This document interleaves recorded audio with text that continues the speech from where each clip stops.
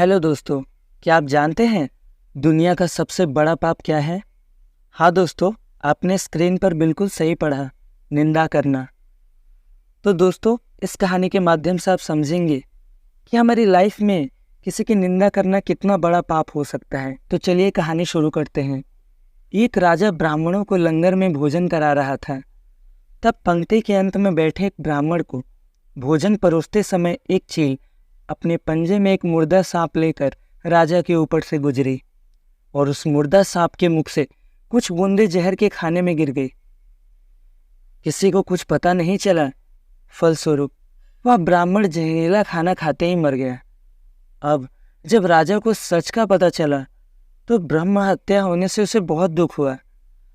मित्रों, ऐसे में अब ऊपर बैठे यमराज के लिए यह फैसला लेना मुश्किल हो गया कि इस पाप कर्म का फल किसके खाते में जाएगा। राजा, जिसको पता ही नहीं था कि खाना जहरीला हो गया है, या वह चील जो जहरीला सांप लिए राजा के ऊपर से गुजरी, या वह मुर्दा सांप जो पहले से ही मर चुका था। दोस्तों, बहुत दिन तक यह मामला यमराज की फाइल में अटका रहा। फिर कुछ समय बाद कुछ ब्राह्मण राजा से मिलने उस राज्य में आए और उन्होंने किसी महिला से महल का रास्ता पूछा। तो उस महिला ने महल का रास्ता तो बता दिया, पर रास्ता बताने के साथ साथ ब्राह्मणों से ये भी कह दिया कि देखो भाई, जरा ध्यान रखना, वह राजा आप जैसे ब्राह्मणों को खाने में जहर देकर मार देता है।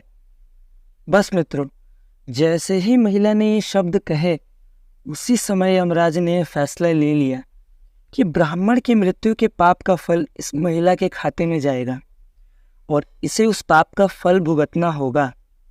यमराज के दूतों ने पूछा, प्रभु, ऐसा क्यों, जबकि उस ब्राह्मण की हत्या में उस महिला की कोई भूमिका नहीं थी। तब यमराज ने कहा कि भाई देखो, जब कोई व्यक्ति पाप करता है तब उसे आनंद मिलता है, पर उस ब्राह्मण की हत्या से ना तो राजा को आनंद मिला, न मरे हुए सांप को आनंद मिला, और ना ही उस चील को आनंद मिला, पर उस पाप कर्म की घटने की बुराई करने के भाव से बखान कर उस महिला को जरूर आनंद मिला। इसीलिए राजा के उस अनजाने पाप कर्म का फल अब इस महिला के खाते में जाएगा।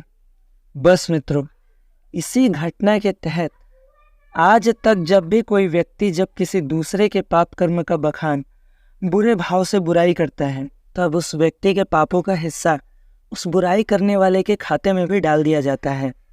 दोस्तों, अक्सर हम जीवन में सोचते हैं कि जीवन में ऐसा कोई पाप नहीं किया, फिर भी जीवन में इतना कष्ट क्यों आया।